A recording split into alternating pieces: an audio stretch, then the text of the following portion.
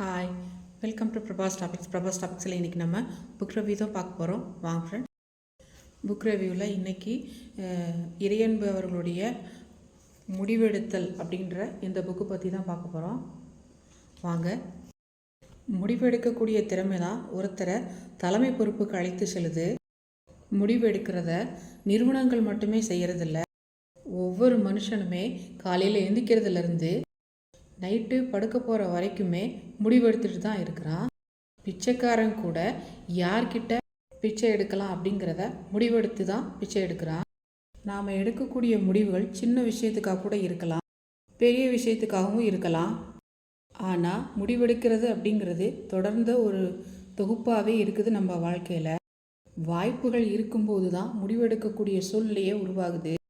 நம்மள பலர் வசதியாகவும் அதிகாரத்தோடையும் உயர்ந்த பதவியில் இருக்கிறது போல வெளித்தோற்றத்தை வச்சு முடிவெடுக்கிறோம். ஆனால் அவங்களோ சூழ்நிலை கைதியாக இருக்கிறாங்க. அவங்க எடுக்கக்கூடிய முடிவுகள் மற்றவங்களுடைய வசதிக்காகவே எடுக்கப்படுது. அதிகாரத்தோட உச்சிக்கு போகும்போது முடிவெடுக்கிறது ரொம்ப சிரமம். முடிவெடுக்கிறதுக்கு முன்னாடி அதற்கான காரணத்தை யோசிக்க வேணும். மழை பெய்யுது, வீட்டுக்குள்ளே தண்ணி வருது அப்படின்னா பிரச்சனை ஏதோ இருக்குது, முடிவெடுத்தே ஆகணும்.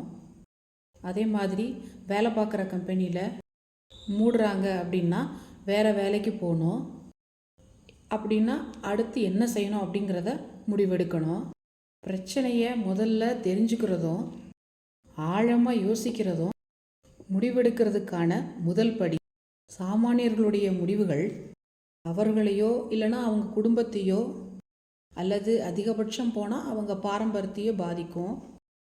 ஆனால் ஆட்சியாளர்கள் எடுக்கிற முடிவால் ஒட்டுமொத்த நாடே பாதிக்கிறது உண்டு.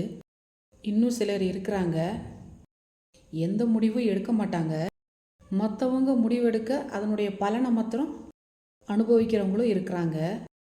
எதை பற்றியுமே தப்பான முடிவெடுக்கிறதுக்கு ஒரு சிலரால் மட்டுமே முடியும். அதுக்கு காரணம் அடிப்படையிலே அவங்க மனசளவில் ஒரு பாதிப்பு இருக்கிறது தான். முடிவு எடுக்கிறவங்க அதற்கான விளைவுகளையும் பொறுப்பேற்றுக்கிறதுக்கு பழகிக்கணும். முடிவை அவங்க எடுத்துட்டு வேற ஒருத்தரை பலிகடா ஆக்குறவங்க நிறைய பேரை நம்ம பார்க்குறோம். இந்த மாதிரி நிறைய இன்ட்ரெஸ்டிங்கான விஷயங்கள் இந்த புக்கில் நிறைய இருக்குது. உங்களுக்கு வாய்ப்பு கிடைச்சா இந்த புக்கு வாங்கி படிங்க. நம்ம சேனலில் இது மாதிரி நிறைய புக் ரிவ்யூஸ் போட்டிருக்கோம். லிங்க் கொடுக்குறேன், பாருங்கள். ஓகே, பாய்.